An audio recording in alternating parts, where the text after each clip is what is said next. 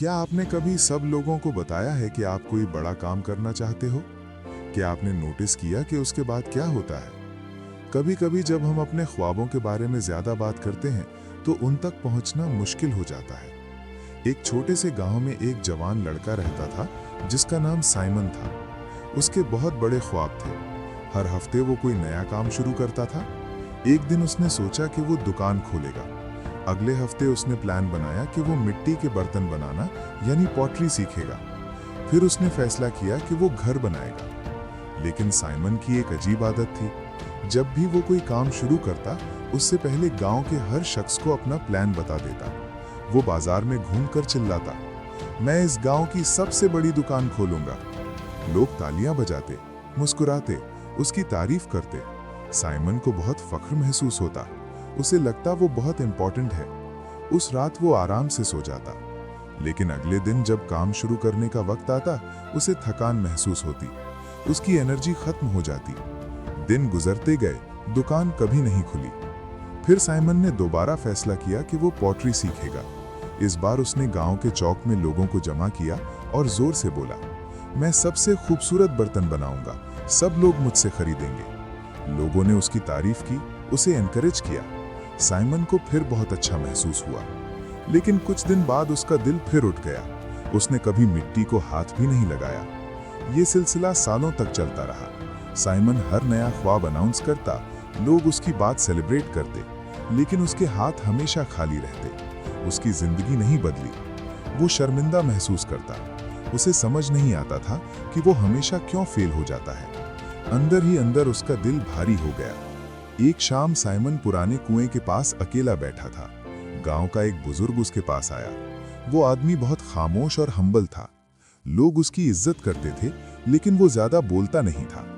वो साइमन के पास बैठकर नरमी से बोला, बेटा, तुम इतने परेशान क्यों लग रहे हो?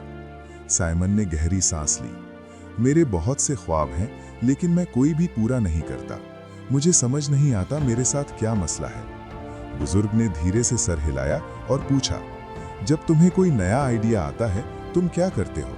साइमन ने तुरंत जवाब दिया, मैं सबको बता देता हूँ। मैं चाहता हूँ कि लोग जाने मैं क्या करने वाला हूँ। मैं चाहता हूँ वो मुझ पर फख्र करें।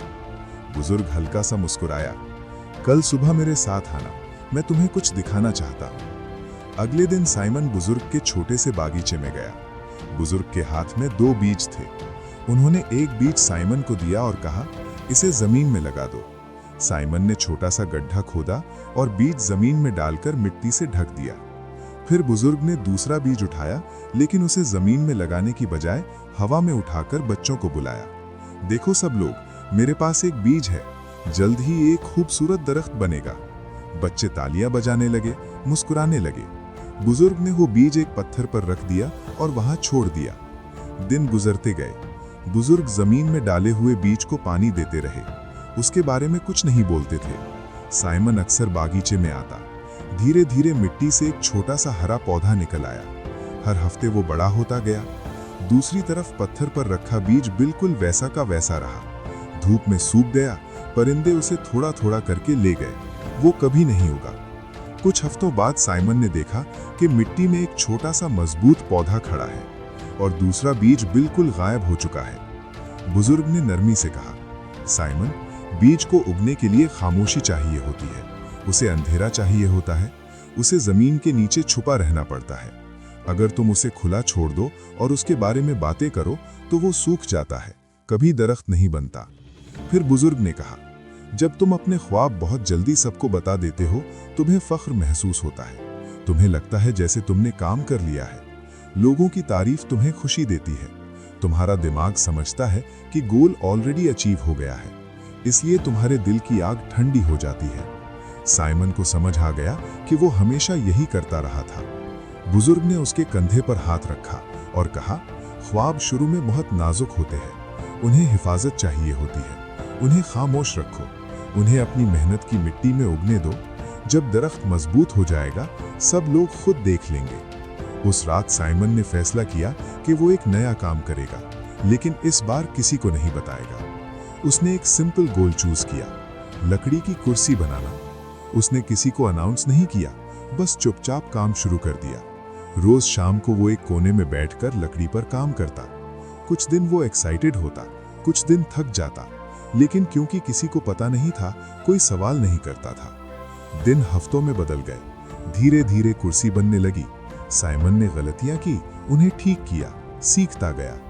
आखिर एक दिन कुर्सी तैयार हो गई। साइमन उस पर बैठा और उसे एक नया एहसास हुआ, असल फख्र, वो फख्र जो सिर्फ काम करने से मिलता है, बातों से नहीं। एक सुबह उसके नेबर ने कुर्सी देखी और कहा, साइमन, ये बहुत खूबसूरत है, तुमने कब बनाई? साइमन ने मुस्कुराते हुए कहा, मैं कुछ अरसे से इस पर काम कर रहा था। आहिस्ता आहिस्ता लोगों को पता चला, सब इंप्रेस हुए, लेकिन तब तक साइमन अपना अगला प्रोजेक्ट शुरू कर चुका था। इस बार उसने एक छोटी मेज बनानी थी, फिर एक शेल्फ, फिर एक स्टूल। साल गुजर गए। साइमन गांव में एक माहिर कारीगर के तौर पर मशहूर हो गया, लेकिन उसने कभी अपने प्लान्स अनाउंस नहीं किए। वो सिर्फ अपना काम दिखाता जब वो मुकम्मल होता। लोग उसकी और भी ज्यादा इज्जत करते थे, क्योंकि उसके काम उसकी बातों से ज्यादा जोर से बोलते थे। अब जरा अपनी जिंदगी के बारे में सोचो, कितनी बार तुमने कोई गोल अनाउंस किया और फिर उसे परस्यू करने की एनर्जी खो दी? अपने ख्वाबों को अपने पास रखो, उनकी हिफाजत करो। जब काम तैयार हो जाए, दुनिया खुद देख लेगी। दुनिया को ये जानने की जरूरत नहीं कि तुम क्या बना रहे हो, उसे सिर्फ ये देखना है कि तुमने क्या बना लिया है।